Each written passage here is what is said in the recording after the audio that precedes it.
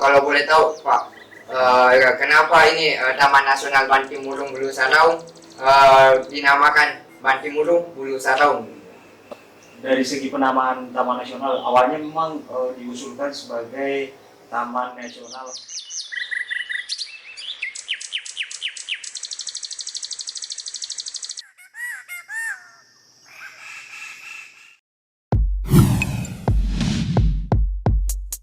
Halo Sobat Medling, kembali lagi bareng Om Cecal, obrolan Medling bareng Cecal.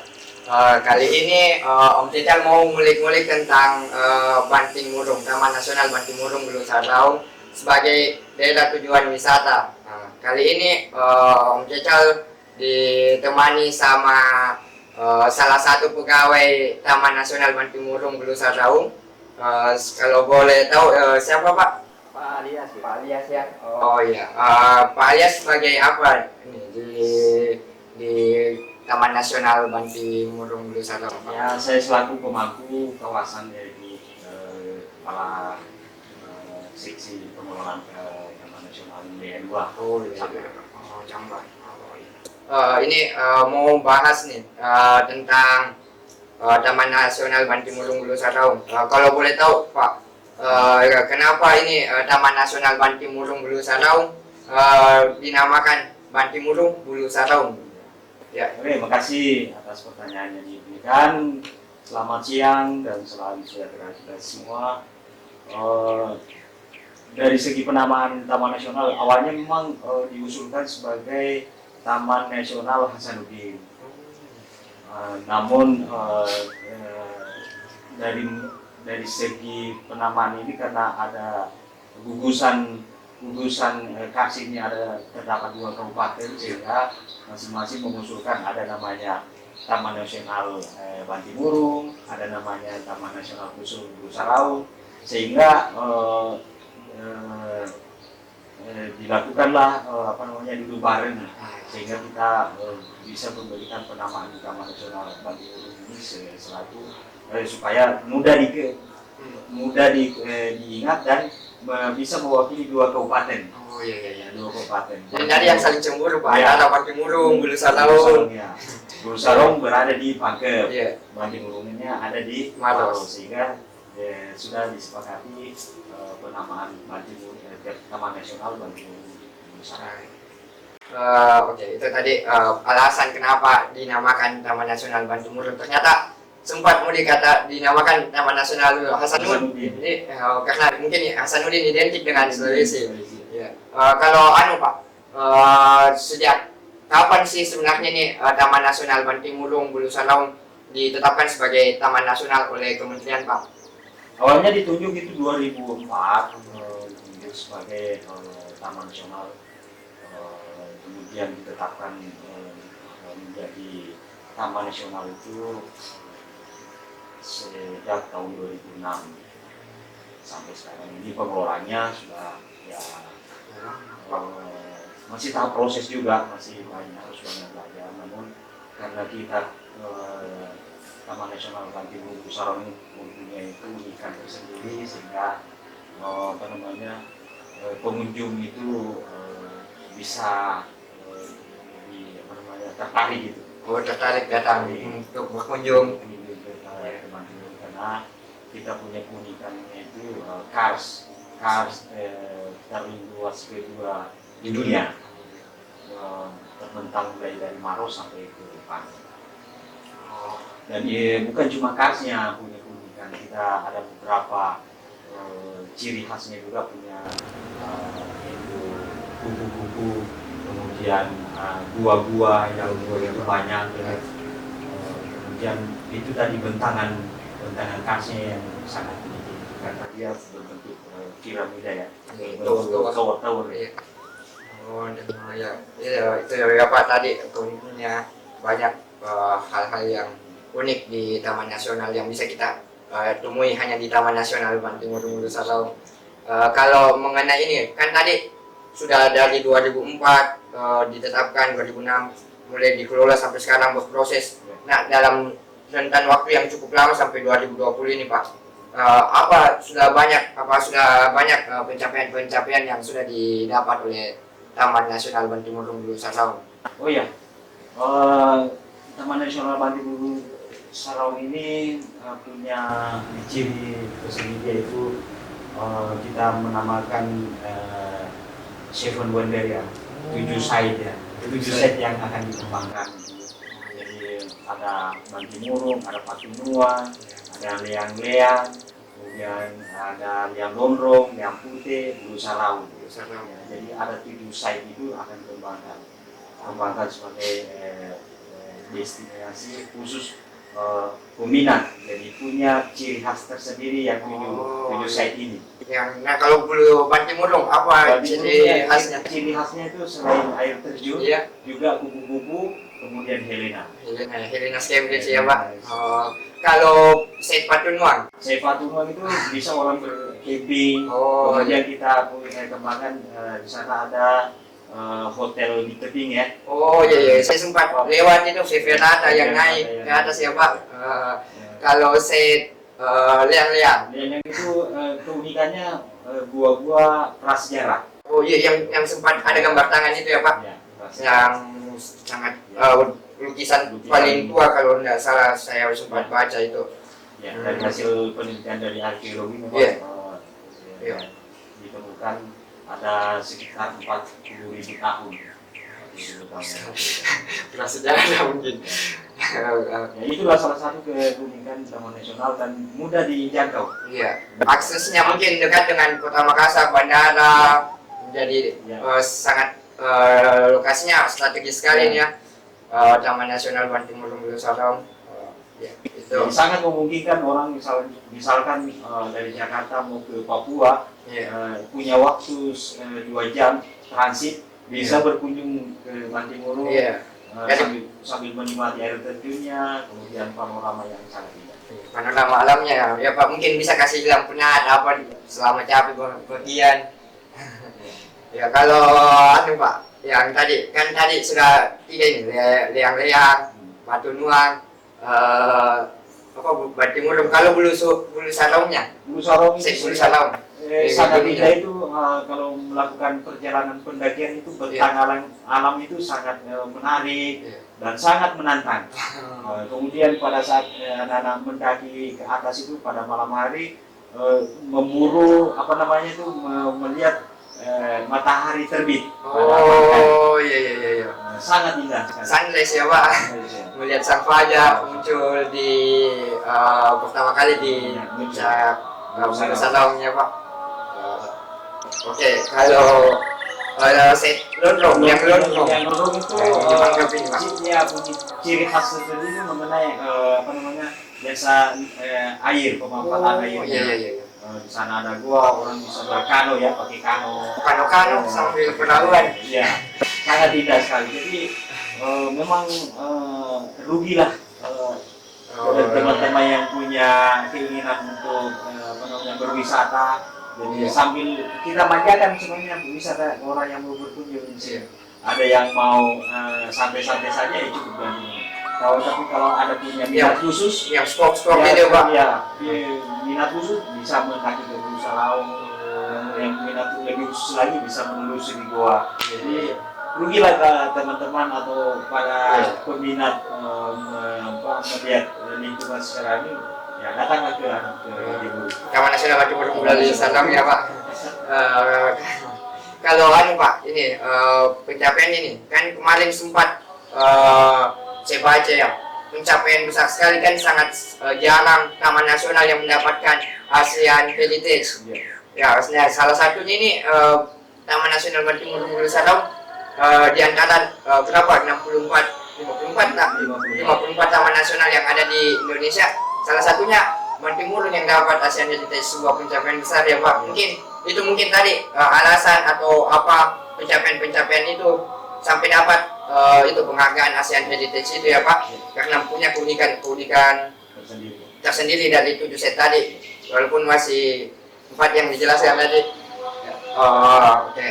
Itu Pak, dalam ini kan sudah banyak, mungkin sudah lama ini Taman Nasional, dari 16 tahun, dari 2004 sampai sekarang 16 tahun. Nah pasti wisatawan atau orang-orang yang berkunjung ke tempat-tempat ini, Taman Nasional Bantimurung Gunung Saraung, sebagai daerah tujuan wisata. Bagaimana melihat pertumbuhan ini? Pengunjung, Pak. Berapa sih kisaran-kisaran yang datang setiap tahunnya di Taman Nasional Bantimurung Gunung Saraung? Ya, dari tahun ke tahun itu sangat signifikan peningkatan pengunjung. Sampai saat ini bisa dari tahun 2019 itu jumlah pengunjung bisa sampai 350.000. 350.000 ya, Pak. Kalau dihitung semua jumlahnya. Ya. Kemudian khusus untuk Bantimurung pencapaiannya itu melewati dari target yang 2019 itu, melewati target, sehingga Bantimurung ini kita tidak bisa terlena dari hasil itu. Tetap kita selalu mempromosikan seperti ini. Saya mendatangi salah satu adinda ini yang saya sangat kreatif, sehingga nanti promosi itu bisa lebih dikenal. Iya. Kan itu Pak, kan biasa DTW dari tujuan wisata itu kan sekali viral sudah mati lagi kan. Ada momen-momen tertentu untuk viral yang banyak datang berkunjung, sudah itu mati. Nah, untuk menciptakan iklim-iklim sustainable tourism ini Pak, yang pengunjung yang stabil, berkelanjutan dan segala macamnya, apa inovasi-inovasi yang dibuat oleh Taman Nasional Bantimurung Gunung Saraung, Pak? Ya, ini yang paling penting sih, supaya beberapa taman nasional yang untuk meningkatkan ini pertumbuhan wisatanya, pengunjungnya untuk tetap stabil dengan itu, Pak. Ya, kami sekarang lagi membenahi beberapa site, khususnya Patuluang. Kita lagi kencang-kencang membenahi fasilitas-fasilitas yang ada di sana, sehingga orang datang ke sana dia terasa nyaman gitu, terasa nyaman. Ya. Jadi di Patuluang ini Bislab ya Pak? Bislab. Iya. Di sana kita sudah membangun trail wisata, jembatan dan segala macam, sehingga orang datang ke sana itu dia tidak bosan gitu. Iya. Untuk mencegah ini Pak, kerusakan lingkungan yang diakibatkan oleh pengunjung ini, kan biasa pengunjung itu kan tidak asal bebas saya apa saja buang sampah sembarangan atau coret-coret. Biasa kan kebanyakan itu yang coret-coret, kayak kemarin di sempat jalan-jalan ke Bantimurung Gunung Saraung penuh coretan-coretan. Iya. Bagaimana itu Pak untuk mengantisipasi kerusakan lingkungan yang dibuat oleh pengunjung-pengunjung yang tidak bertanggung jawab ini, Pak? Ya, terima kasih. Selain kita memberikan papan bicara ya. Oh iya. Kita simpan di hampir semua site, kita simpan di papan bicara. Maksudnya itu memberikan edukasi, pembelajaran bagi para semua pengunjung, sehingga apabila membaca jangan membuang sembarangan sampahnya, kemudian jangan menulis sekian, karena itu semua bisa merusak keindahan, merusak estetika alam ya. Iya. Jadi nanti ke depan itu kita rencana membuatkan semacam papan ya, papan di suatu tempat, sehingga kalau teman-teman adik-adik ini mau menulis ya tulislah di situ di papan. Nggak usah dia tulis di kayu, di batuan. Kita itu siapkan. Kalau masalah kerusakan ekologisnya ini Pak, kan tadi masalah kerusakan estetikanya. Kalau masalah kerusakan ekologis ini bagaimana untuk mencegah itu Pak? Ya, kita di sini dibantu teman-teman, ada namanya Polhut, ada pengelola pengelola itu, ada penyuluh. Jadi Polhut itu bertugas untuk menjaga ekosistem, yang mana ada saja orang yang tidak bertanggung jawab. Nah, itu ranahnya masuk ke polisi kehutanan untuk memberikan edukasi, atau kalau perlu ada penindakan di situ. Kayak semisal Pak, kan orang camping biasa bakar-bakar. Nah, untuk mencegah itu Pak, kebakaran dan segala macamnya yang bisa merusak atau apa, gimana itu Pak? Ya, sebelum masuk kita sudah sampaikan dan memeriksa peralatan-peralatannya ya. Camping itu di slab harus diperiksa dulu apa isi carrier-nya itu, jangan sampai ada bahan berbahaya atau segala macam. Kemudian setelah sampai camping di situ teman-teman petugas sana selalu berkunjung menyampaikan memasak sih boleh, tetapi apinya itu dijaga kemungkinan bisa meluas kemana-mana. Kita sering sampaikan ke teman-teman karena kalau bermalam pasti orang mau makan, dia harus memasak, tidak boleh dilarang. Jadi sehingga nanti api yang ditimbulkan itu untuk kebakaran yang lebih luas itu kita sampaikan supaya jangan dijaga lah, dan sebelum meninggalkan tempat harus betul-betul apinya mati. Kan banyak itu penghuni yang tak beretika yang untuk kan Kita sudah antisipasi. konsepnya itu sudah diantisipasi di langkah-langkah preventif semua diterapkan ya Pak. Sama dengan pengunjung ke Nusa Raung ini. Untuk dulu kan selalu kemarin tahun berapa ya setelah kita sampah kesana banyak sampahnya banyak sekali Pak. Itu sudah dibikinkan SOP-nya itu. Ada SOP untuk pendakian. Ada. Jadi kalau mau mendaki di Pulau Salaung harus patuhi SOP yang sudah dibuat. Ya Pak. Jadi itu langkah-langkahnya untuk mengurangi kerusakan lingkungan ya Pak. Kan ada 3 itu biasa yang kalau secara umum yang 3 etika itu yang dilarang membunuh, yang selain waktu dilarang meninggalkan sesuatu selain jejak, yang ya itu Pak dilarang mengambil sesuatu selain gambar kan itu. Kalau ini sampai ke SOP apa yang mesti dilakukan ya Pak, berarti teknis sekali. Itu sebagai langkah untuk menjaga keindahan dan kerusakan lingkungan yang ada di Taman Nasional ya Pak. Kita dari awal sebenarnya harus mengantisipasi karena alam yang dikurniai oleh Tuhan sangat indah. Marilah kita jaga bersama. Anggaplah ini kita milik bersama. Kami selaku pengelola punya keterbatasan dan punya kemampuan. Jadi kalau bukan kita siapa lagi menjaga lingkungan dan kawasan kita. Marilah kita sama himbauan kami ini. Mari sama-sama ya. Selain kita berwisata, kita juga menjaga lingkungannya. Patuhi juga SOP yang sudah dibuat ya Pak. Kalau Pak, ini masalah masyarakat, kan biasa ada konflik-konflik dengan masyarakat itu Pak. Langkah-langkah preventifnya ini Pak, yang untuk mengedukasi masyarakat untuk supaya tidak menebang pohon sembarangan yang masuk dalam kawasan-kawasan zona-zona inti yang masuk dalam zona kawasan Taman Nasional ini. Itu kan yang biasa terjadi konflik antara masyarakat dengan pihak Taman Nasional semisal. Bagaimana itu? Itu yang paling mungkin sih biasa Pak. Taman Nasional ini kan dikelola dengan sistem zona. Zona, ada zona inti, zona pemanfaatan, zona tradisional. Kita mengantisipasinya itu dan kita sudah survei desa-desa yang perbatasan dengan Taman Nasional itu sekitar 58 desa kalau tidak salah ya. Jadi dikoreksi kalau pokoknya salah data. Dari 58 desa ini Taman Nasional mencoba mendekatkan diri dengan masyarakat yang ada di sekitar kawasan itu. Cara pendekatannya ini saya didampingi teman-teman dari TLKM Unhas untuk mendampingi masyarakat yang punya kehidupan berdampingan dengan Taman Nasional. Salah satunya kita pendampingannya itu kita mensurvei kira-kira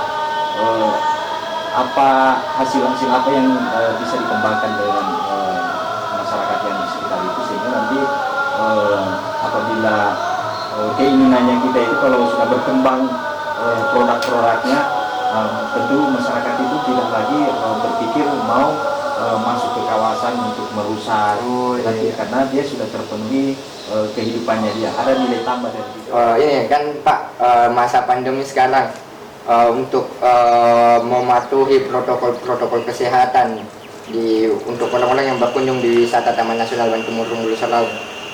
Bagaimana Bapak melihat itu, menerapkan protokol kesehatan dalam masa pandemi ini untuk orang-orang yang berwisata? Oke, makasih. Kita tetap mengikuti aturan yang sudah dikeluarkan oleh Kementerian KLHK mengenai jumlah kunjungan per site itu sebanyak 50%. 50% ya Pak? Kita tetap harus mengikuti itu, dan untuk protokol COVID-19 ini kita sudah menerapkan di TM khususnya site Bantimurung ini. Kita bekerja sama dengan teman-teman Dinas Pariwisata untuk menyediakan seperti cuci tangan, pengukur suhu, kemudian penyemprotan disinfektan. Itu dilakukan per 1 minggu 1 kali. Kemudian pengunjung sebelum membeli tiket itu diarahkan untuk cuci tangan dulu, semuanya cuci tangan, jalurnya itu baru diukur suhu, baru beli tiket. Beli tiket sebelum masuk di loket itu masker harus memakai masker. Oh iya, tadi sih di depan Pak dikasih gitu. Kemudian pengumuman penyampaian mengenai protokol itu diumumkan secara meluas di pusat informasi agar tetap mengikuti protokol kesehatan. Itu ya Pak. Jadi orang-orang yang mau berkunjung, buat sobat-sobat Medling yang mau berkunjung ke Bantimurung Bulu Salaung, itu tadi patuhi protokol kesehatan yang sudah disiapkan di set Bantimurung ya Pak. Berarti dari 7 set ini baru set Bantimurung yang dibuka ya Pak untuk di masa pandemi ini.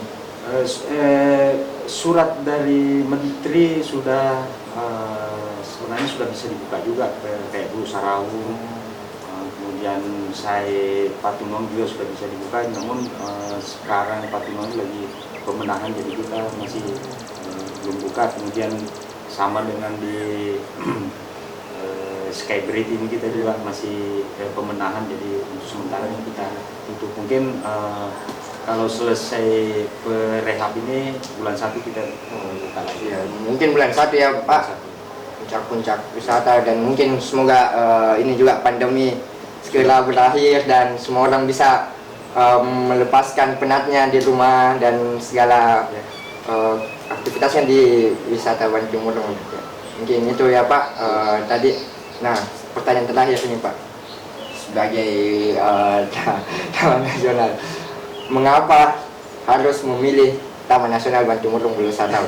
Itu mungkin pilihannya yang pertama dekat dari ibu kota provinsi, kemudian